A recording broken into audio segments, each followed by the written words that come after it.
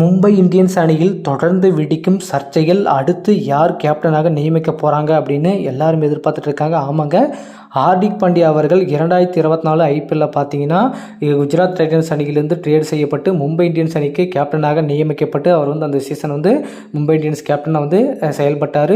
திடீர்னு பார்த்தீங்கன்னா ரோஹித் சர்மா கேப்டன் பதவியிலிருந்து விலகிறார் அப்படின்னு சொல்லிட்டாங்க. ஏன்னு யாருக்குமே தெரியல.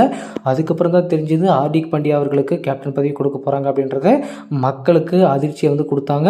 ஆனால் இன்னொரு விஷயம் என்னென்னு பார்த்தீங்கன்னா, இந்த ஒரு விஷயத்தில் ரோஹித் சர்மா கிட்ட கன்சல்ட் பண்ணாமல் அந்த கேப்டன் பதவியை அவரிடமிருந்து பறிக்கப்பட்டு ஹார்திக் பாண்டியா அவர்களுக்கு கொடுக்கப்பட்டு அவரை மும்பை இந்தியன்ஸ் அணிக்கு ட்ரேட் பண்ணாங்க. அதுக்கப்புறம் தான் ஹார்திக் பாண்டியா அவர்கள் வழி நடத்தினார். அவருடைய கீழ் தான் ரோஹித் சர்மா விளையாண்டார். பட் இருந்தாலுமே அந்த போட்டிகளில் விளையாண்ட டைமில் பார்த்தீங்கன்னா ரோஹித் சர்மா எந்த அளவுக்கு யூஸ் பண்ணியிருக்காங்க, எந்த அளவுக்கு தரைக்குறைவாக பண்ணியிருக்காங்க அப்படின்றது உங்களுக்கே தெரிஞ்சிருக்கும்.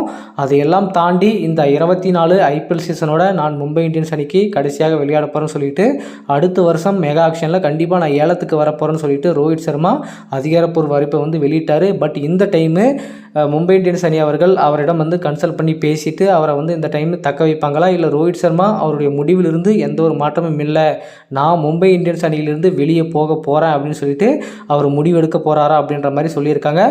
ஏன்னா முன்ன சீசனில் 2024 படுந்தோல்வியை சந்தித்தது மும்பை அந்தளவுக்கு வெற்றியை பார்க்கல. பட் இருந்தாலுமே ஹார்திக் பாண்டியா ஸோ இவரை கேப்டனாக இப்படியே தொடரலாமா அப்படின்ற மாதிரி எல்லாருமே எதிர்பார்த்துட்டு இருக்காங்க. ஏன்னா அவருடைய கேப்டன்சி நிறைய விமர்சனங்கள் வச்சாங்க. மும்பை இந்தியன்ஸ் ஃபேன்ஸ் எல்லாருமே பாதையே போக ஆரம்பித்தாங்க. ஹார்திக் பாண்டியா அவர்கள் கேப்டனாக இருந்தால் மும்பை இந்தியன்ஸ் அணி ஜெயிக்காது அப்படின்னு சொல்லிட்டு ரசிகர்களே நிறைய பேர் மும்பை இந்தியன்ஸை விட்டு வேறு டீமுக்கு மாறிட்டாங்க ஃபேன்ஸாக. அதுக்கப்புறம் தான் இந்த வருஷம் இந்த 2025 ஐபிஎல் சீசனில் யாரெல்லாம் தக்க வைக்க போகிறாங்க. அதே மாதிரி மும்பை இந்தியன்ஸ் அணிக்கு கேப்டனாக புதிய கேப்டன் நியமிக்கப்படுவதற்கான வாய்ப்புகள் இருக்குது அப்படின்ற மாதிரி பேசப்பட்டு வந்துட்டு இருக்காங்க. ஒருவேளை ஹார்திக் பாண்டியா இல்லை என்றால் சூரியகுமார் யாதவ் இந்த அணியை வழிநடத்துவார் அப்படின்ற மாதிரி சொல்கிறாங்க. ஏன்னா இப்போ இந்தியன் டீமுக்கு புதிய கேப்டனாக சூரியகுமார் யாதவ் தான் நியமிக்கப்பட்டிருக்காரு.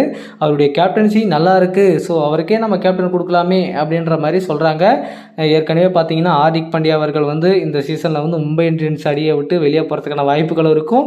அப்படி இல்லாத பட்சத்தில் இன்னொரு விஷயம் என்னென்னா அவருடைய பிரதர் குர்னால் பாண்டியா அவர்களை மீண்டும் மும்பை இந்தியன்ஸ் அணிக்கு கொண்டு வருவதற்கான அனைத்து முயற்சிகளையும் மும்பை இந்தியன்ஸ் செய்யும். ஏன்னா இப்போ எல்லாருமே மெகா ஆக்ஷனில் வரதுனால கண்டிப்பாக அவரை லக்னோவில் தக்க வைக்க மாட்டாங்க. அதனால் கண்டிப்பாக ஆக்ஷனுக்கு வருவாங்க. ஆக்ஷன் வந்ததுக்கப்புறம் அவரை எடுக்கிறதுக்கு நிறைய அணிகள் போட்டி போடும். ஏன்னா ஒரு நல்ல ஆல்ரவுண்டர். அது மட்டும் இல்லாமல் சூரியகுமார் யாதவ் அவர்கள் அடுத்து மும்பை இந்தியன்ஸ் அணியை வழிநடத்துவதற்கான வாய்ப்புகள் இருக்குது. ஹார்திக் பாண்டியா அவர்களுக்கு கேப்டன் பதவி பறிக்கப்படுவதற்கான வாய்ப்புகளும் இருக்குது. ஸோ என்னடா போகுதுன்றதை பார்க்கலாம்.